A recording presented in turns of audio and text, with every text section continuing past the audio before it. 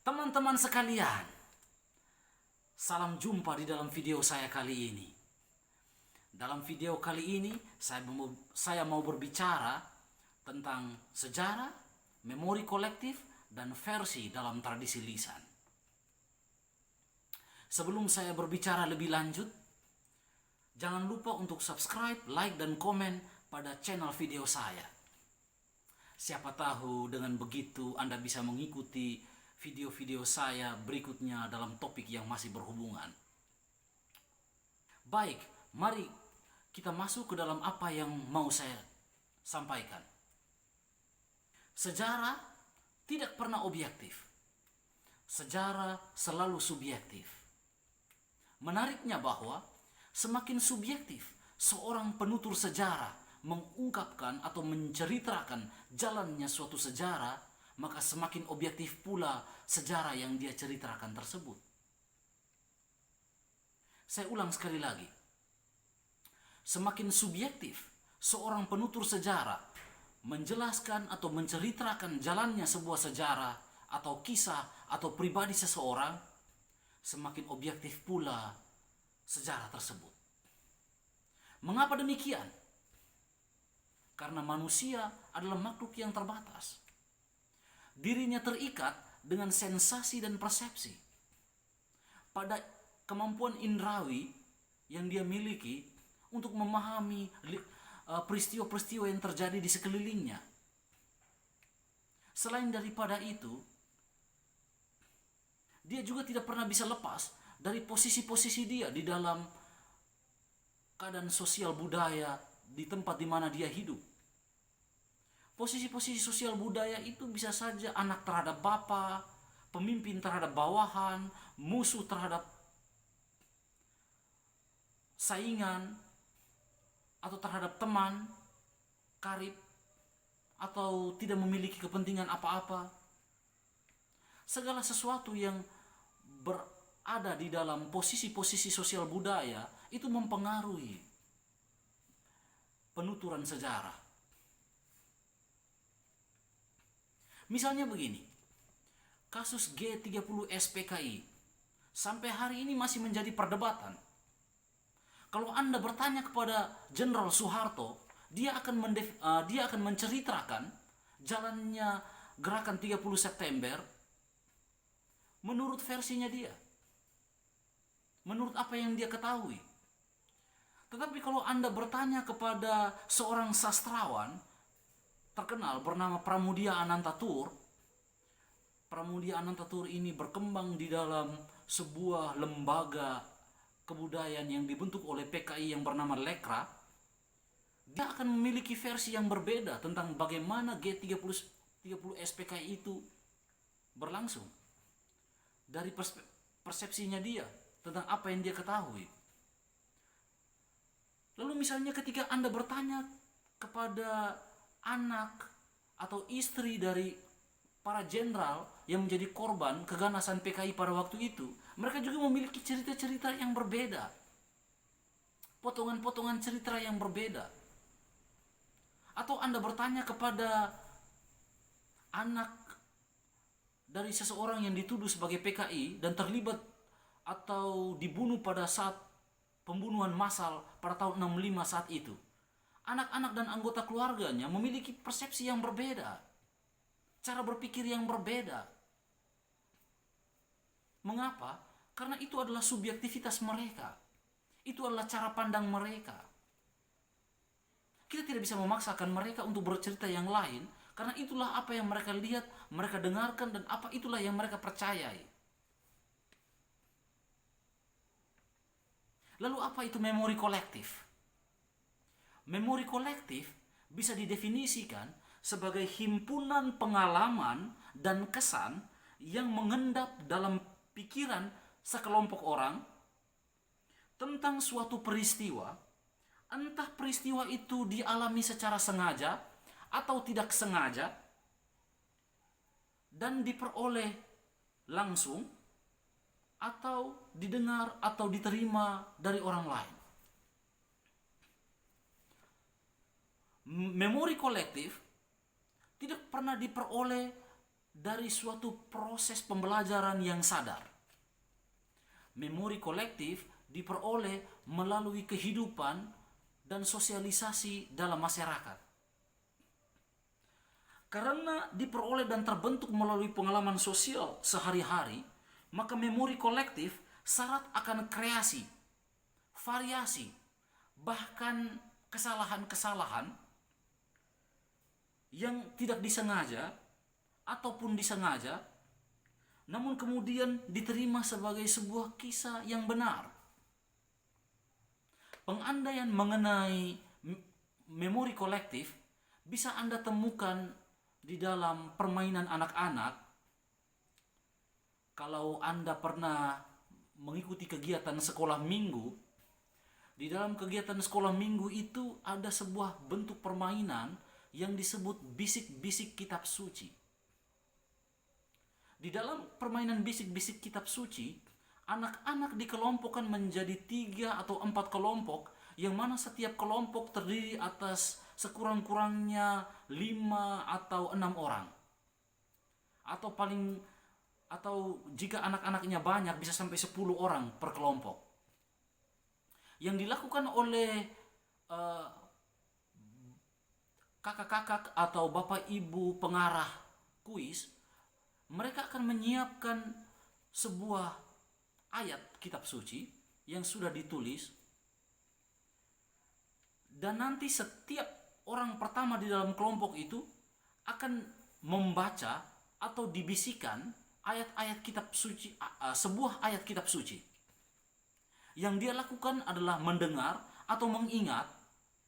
Kemudian setelah beberapa saat dia akan membisikkan ayat kitab suci itu kepada orang kedua. Lalu setelah itu orang kedua membisikkan kepada orang ketiga. Orang ketiga membisikkan kepada orang keempat, sampai kepada orang yang terakhir.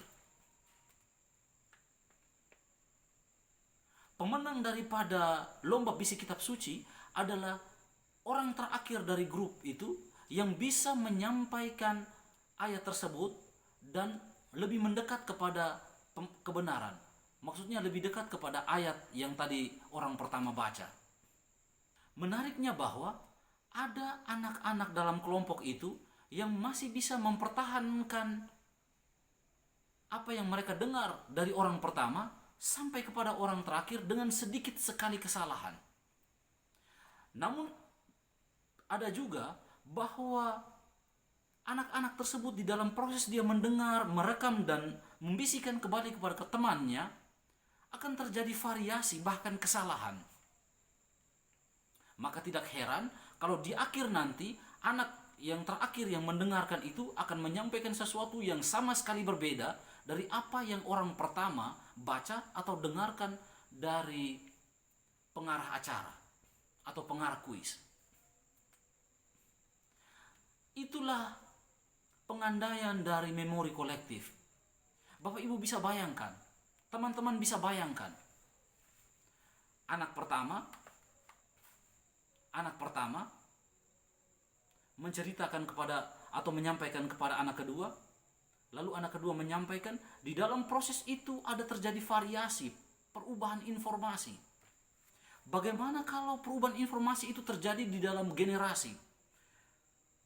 Generasi A kepada generasi B, B kepada C, dan seterusnya.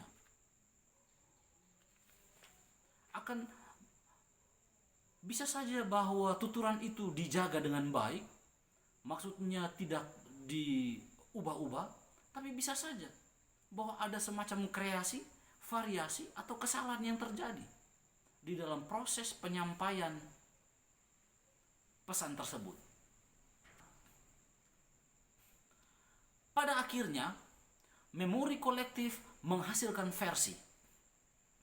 Menariknya bahwa versi bergerak dari versi yang paling populer kepada versi yang paling tidak populer.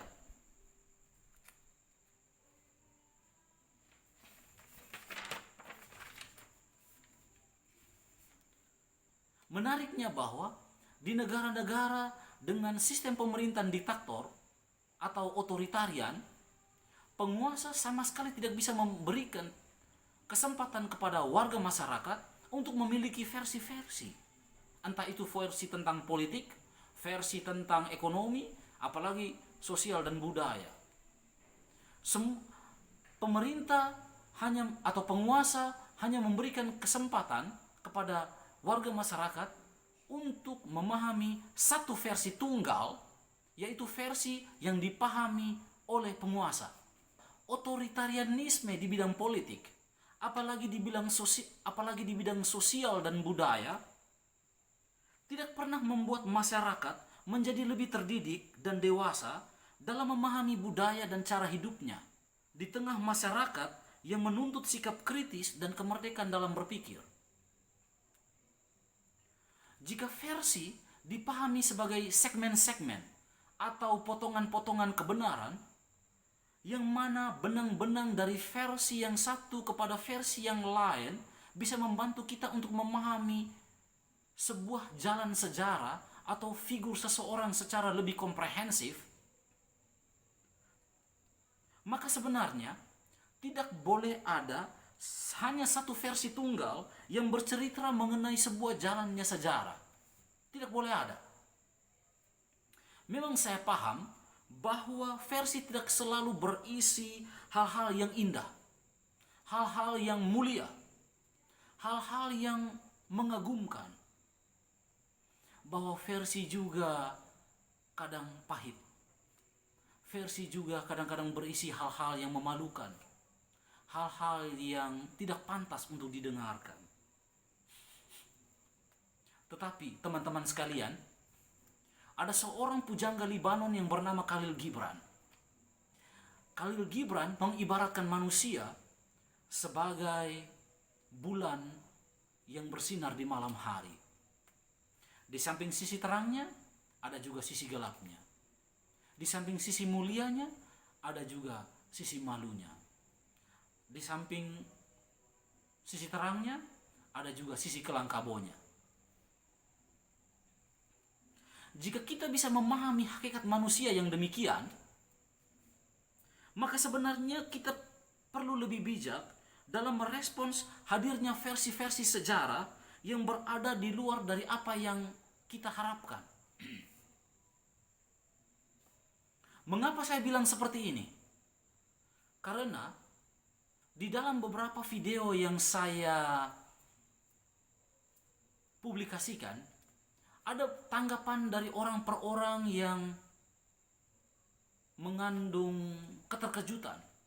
Bahwa mereka terkejut ternyata cerita tentang tokoh ini berbeda dari apa yang mereka tahu dan apa yang mereka pahami.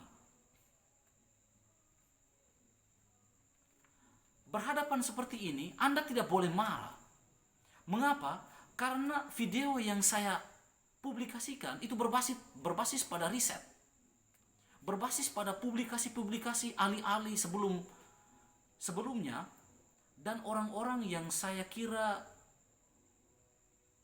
terpercaya di dalam memberikan data. Jika Anda memiliki versi tertentu, silahkan upload video tandingan supaya kita bisa saling belajar tentang kebenaran-kebenaran mengenai sebuah peristiwa sejarah dari sudut pandang yang berbeda-beda. Hanya dengan demikian kita bisa saling memperkaya pengetahuan kita mengenai versi-versi tentang jalannya sebuah peristiwa sejarah atau tentang seseorang atau seorang tokoh.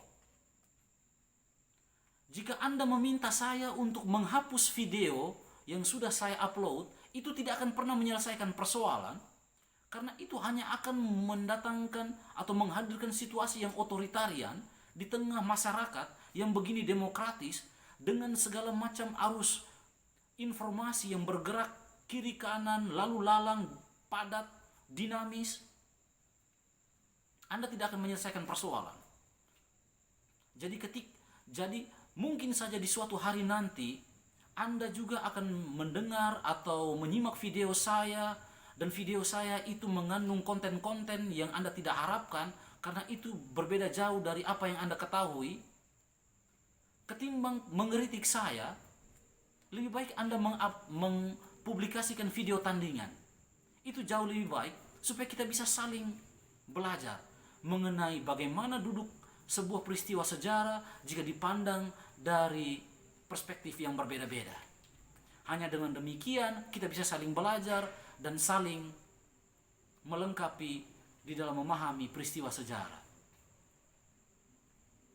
Nantikan saya di video yang berikut. Terima kasih karena sudah menyimak video saya ini.